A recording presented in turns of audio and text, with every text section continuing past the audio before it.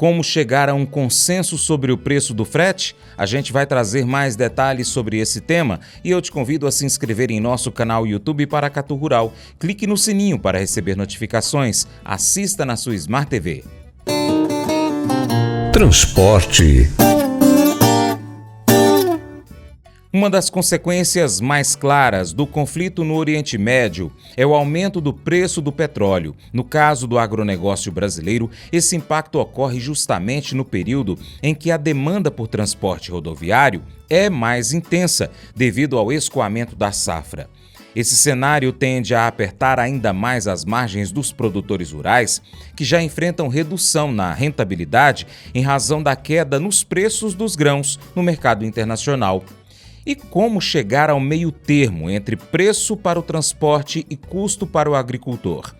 Quem traz mais detalhes sobre esse assunto é o jornalista Estevão Damásio, da Confederação da Agricultura e Pecuária do Brasil, CNA, no bate-papo com Rodrigo Kaufmann, assessor jurídico da CNA, e Tiago Pera, professor da Exalc-USP.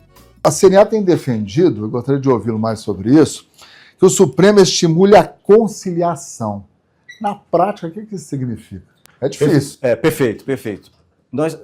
A CNA tem a clareza de que esta foi uma medida lá atrás adotada em um regime excepcional. Né? Se imaginava, se percebia, se identificava uma situação extraordinária, que era a possibilidade do travamento das rodovias no Brasil. E aí se imaginou, então, em resposta, uma medida excepcional igualmente, né, no direito. Mas, vamos dizer assim, os pressupostos que sustentaram, que justificaram aquela medida inicialmente, não mais existem. Mas isso não quer dizer que, diante de uma situação excepcional, a gente não tenha condições de, dialogando, chegar a um consenso. A CNA foi muito, vamos dizer assim, entusiasta de uma iniciativa do relator, do ministro Luiz Fux, quando tentou, de fato, um pouco antes da declaração de calamidade pública de saúde no Brasil, o diálogo entre as partes, inclusive convocando representantes dos caminhoneiros na época, né? E nos parece que eventual superação do tabelamento de frete e, portanto, o reconhecimento de que aqueles valores são referenciais, por exemplo, não excluem a necessidade de um diálogo constante entre os agentes econômicos, inclusive e principalmente com os caminhoneiros. Então, nos parece que, uma vez superada a questão do tabelamento, o mercado hoje está muito mais maduro, muito mais íntegro, no sentido de buscar um diálogo maior, talvez até câmaras setoriais que possam, por exemplo, resolver problemas pontuais que se verifiquem. Porque a questão é a seguinte, Estevão, o tabelamento de frete, embora seja uma medida para todo o Brasil, nós sabemos que existem determinadas rotas, e talvez a grande maioria das rotas, os embarcantes, os contratantes, os transportadores, geralmente pagam valores maiores do que aqueles que estão na tabela de frete. E os valores em que... Rotas difíceis. São perfeito. Né? E, portanto, a gente tem assim, problemas que poderiam ser identificados de maneira mais pontual e buscarmos, vamos dizer assim, soluções mais específicas também, né? Rotas também não tão demandadas pela complexidade, né? Perfeito. Onde a procura não é tanta. Não é tanta, exatamente. São elementos de mercado que acabam, de alguma maneira, ampliando, né? Aumentando ou reduzindo a possibilidade do valor de frete. Mas mesmo nas rotas em que não há, vamos dizer assim, tanta demanda pelo serviço e, portanto, aumenta a oferta e reduziria, vamos dizer assim, o valor de frete, seria possível imaginarmos soluções assim específicas. Talvez, e se fala muito, por exemplo, imaginar que um transporte se dá de uma ida e um retorno, por exemplo, né? O retorno, que geralmente tem uma demanda menor, se tentar construir, vamos dizer assim, parâmetros que pudessem, de alguma maneira, equilibrar o serviço que é pago da ida e na volta, por exemplo.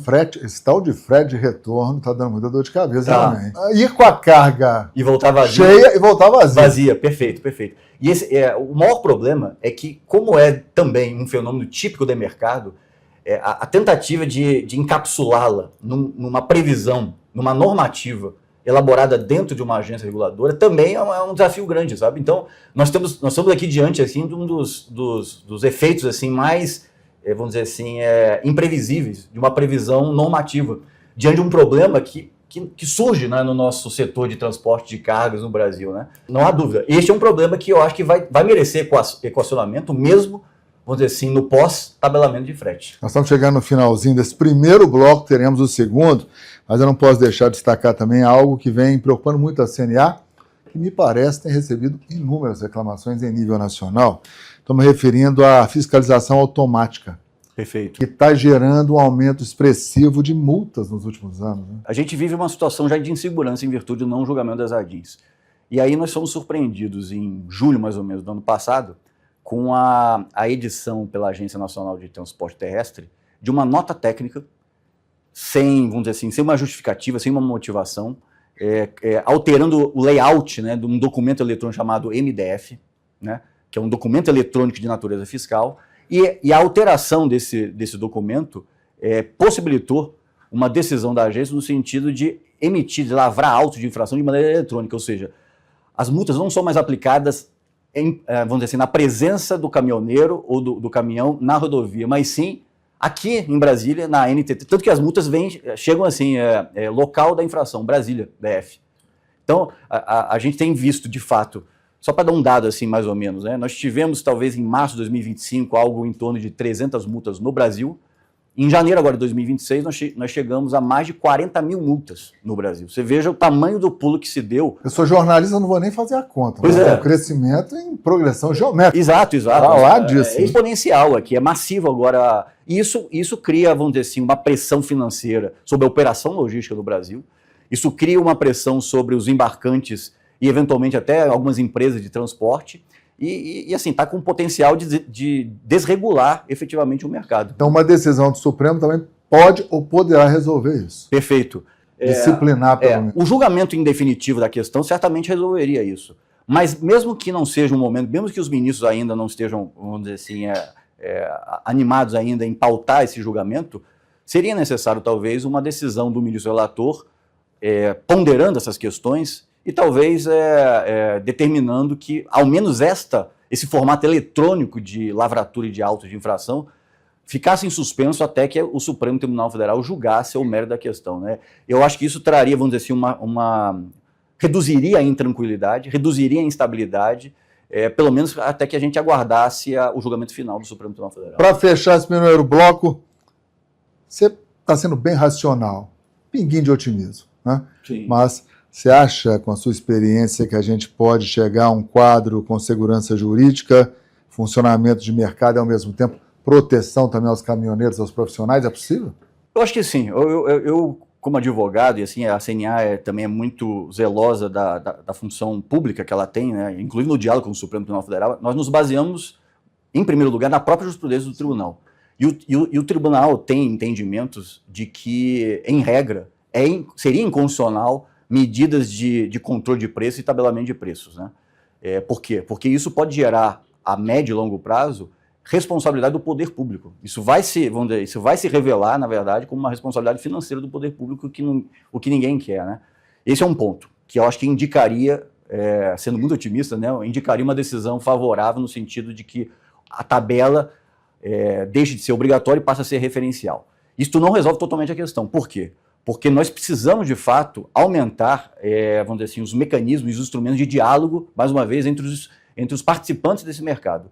Mas nos parece, a CNA acho que é muito efusiva nesse ponto, que diante de tudo isso que se viveu e da crise que se viveu em 2018, o setor hoje é muito mais preparado para realizar esse diálogo. A CNA, inclusive, tem participado também da tentativa de estabelecer essas pontes de conversa para que a gente seja, vamos dizer assim, capaz de resolver essas questões, inclusive ouvindo as demandas dos caminhoneiros e equacionando elas, sem que esse assunto chegue, por exemplo, para um tribunal do país que, exacerbado, vamos dizer assim, de outros trabalhos, acabe por atrasar uma decisão tão importante como essa para o Brasil, né?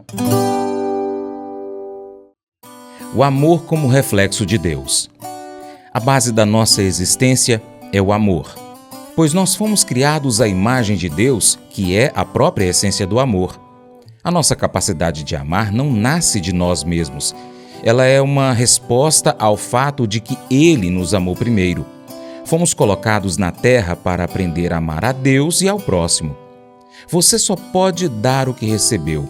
Para amar os outros de forma genuína, você precisa primeiro vivenciar e aceitar o amor incondicional de Deus por você. Quando você se sente seguro nesse amor, a sua postura muda. Você se torna naturalmente mais paciente, mais tolerante, mas misericordioso com as falhas dos outros. O amor de Deus cura o coração, permitindo que esse sentimento flua através de você para o mundo. Nós só conseguimos amar verdadeiramente os outros quando nós compreendemos e aceitamos o amor incondicional que Deus já tem por nós. O amor vem de Deus, porque Deus é amor. 1 João 4, 7 e 8. Leia a Bíblia, aprenda a amar o seu irmão, aprenda a amar a Deus. Que Deus te abençoe e até o próximo encontro. Tchau, tchau.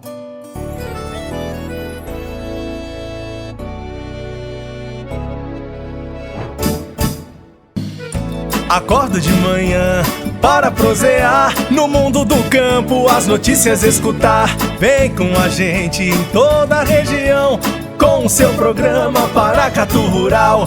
Tem notícias, informação e o mais importante, sua participação. Programa Paracatu Rural. Programa Paracatu Rural.